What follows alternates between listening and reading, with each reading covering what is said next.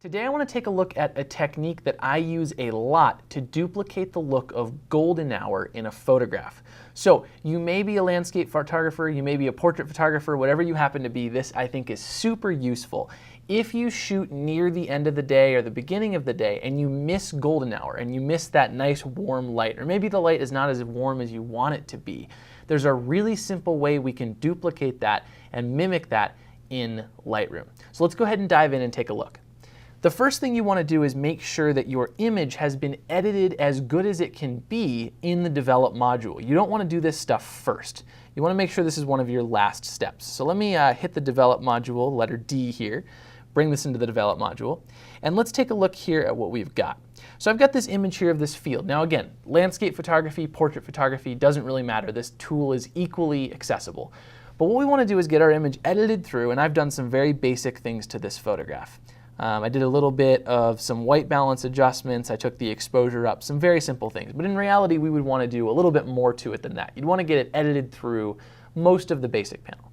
Once you're to that point, what we can do is add the gradient tool. We're going to use the gradient tool. We're going to add a gradient to the photograph. So I'm going to grab the gradient tool, or the graduated filter is Adobe's fancy term for it. And if you want to learn more about how to use the graduated filter, if you're kind of unfamiliar with that tool, click up there for my video on how to use this tool. But if you know what you're doing, there's some very specific ways we can drag these sliders to achieve the desired effect.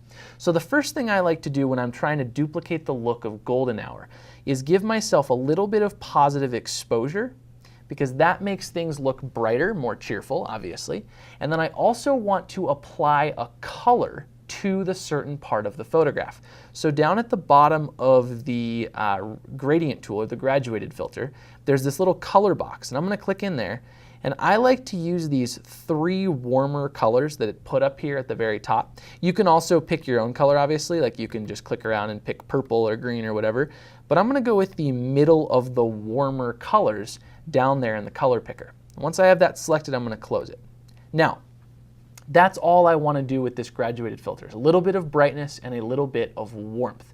But nothing's changed on the photo yet, and that's intentional because we haven't told Lightroom where we want the effect to happen yet. If you've watched my other video, I talk about how the first thing we want to do is make a guess at what it is we want to do, and then we want to apply those changes to the photograph and tell it where to go. So that's what's going to come next. Now, when you're doing this technique, you need the brightest and the warmest part of the photograph to be the direction the sun is coming from. So in this example here, the upper right-hand corner is where the sun is. So that's where we're going to want the warmest and brightest part of the image to be. Now, as you know with the graduated filter, we're going to click and drag out a transition region. And you want to make sure that that transition region is very big when you're using this technique. You don't want like a little bitty transition region because it'll look super fake. So what I'm going to do is I'm going to start my click about on a rule of third line up here in the upper right hand corner, a little closer to the corner than a rule of third. And I'm going to click and drag down to the lower left hand corner. And you can see as I do that, instantly a lot of that warmth washes over the photograph. And what I can do is now I can come back and fine tune, and I might want to make the exposure go a little bit brighter, maybe not quite as bright.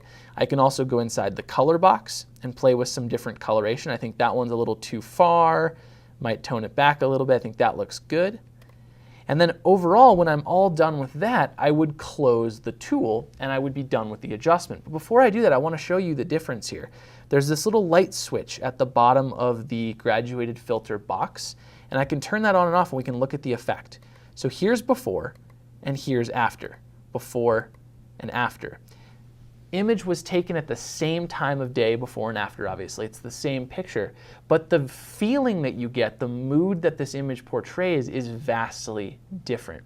And that's how much power golden hour, or in this case, mimicking golden hour, can have in your images. If we look at the before-after here, let me switch it to a little bit better of a view and close this real quick.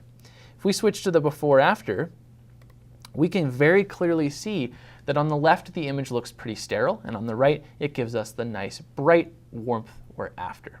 So this tool I think is one of my, actually I know is one of my most used tools in Lightroom. It's very simple, takes 2 minutes. All you've got to do is grab that graduated filter, give it about a plus, maybe a quarter stop, maybe a half a stop of exposure, and then also give it a nice warm color.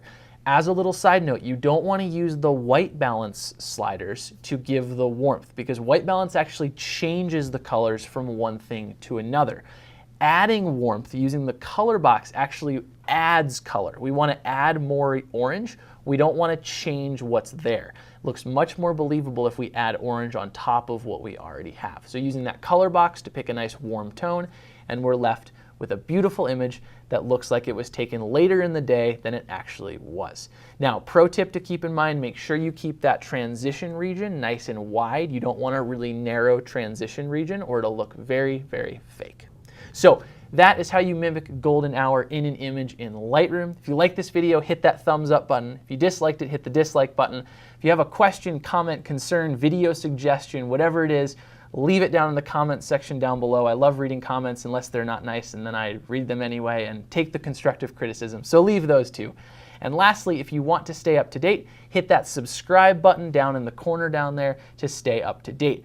Also, if you haven't already, right next to that subscribe button, there's a little picture of a bell. If you click on that, you can stay up to date and actually be notified by YouTube via email or however you choose whenever we post a new video. Thanks for watching.